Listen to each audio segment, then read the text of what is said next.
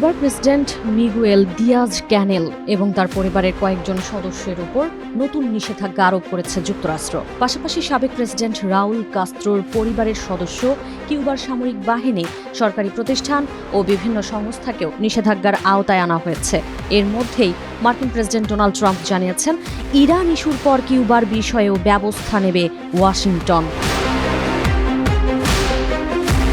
বার্তা সংস্থা আনাদোলুর প্রতিবেদনে বলা হয়েছে, ৪ জুন মার্কিন ট্রেজারি বিভাগের ফরেন অ্যাসেটস কন্ট্রোল অফিস এই নিষেধাজ্ঞা ঘোষণা করে।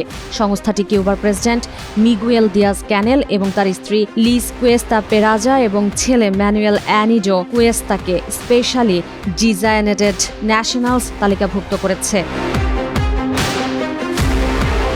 নিষেধাজ্ঞার আওতায় আনা হয়েছে কিউবার সাবেক নেতা রাউল কাস্ত্রোর ছেলে আলেহান্দ্রো কাস্ত্রো এসপিন এবং তার ছেলে রাউল আলেহান্দ্রো কাস্ত্রো কালিসকেও। এছাড়া কিউবার বিপ্লবী সশস্ত্র বাহিনী মন্ত্রণালয়, কিউবার সামরিক বাহিনী এবং committee for the defence of the revolution CDR এর ওপরও নিষেধাজ্ঞা দেয়া হয়েছে।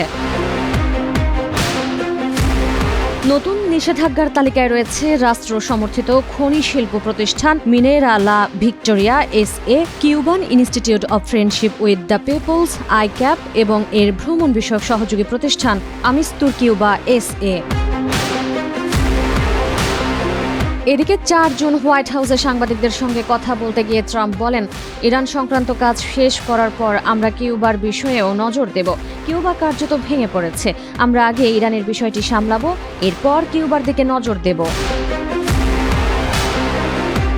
কিউবার পতন ত্বরান্বিত করার উদ্দেশ্যে এই নিষেধাজ্ঞা দেওয়া হচ্ছে কিনা এমন প্রশ্নের জবাবে ট্রাম্প তা অস্বীকার করেন। তিনি বলেন, আমার লক্ষ্য কিউবাকে এমন একটি দেশে পরিণত করা যা সুশাসিত হবে এবং নিজ জনগণের খাদ্যের চাহিদা পূরণ করতে পারবে। তবে নিষেধাজ্ঞার বিষয়ে হাভানার পক্ষ থেকে তাৎক্ষণিক কোনো প্রতিক্রিয়া পাওয়া যায়নি।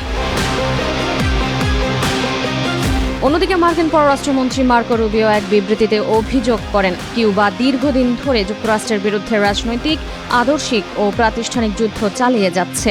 নতুন নিষেধাজ্ঞাগুলো কিউবা সরকারের সহিংস ও উগ্র কর্মকাণ্ডের সঙ্গে জড়িত ব্যক্তি ও প্রতিষ্ঠানগুলোকে লক্ষ্য করেই আরোপ করা হয়েছে।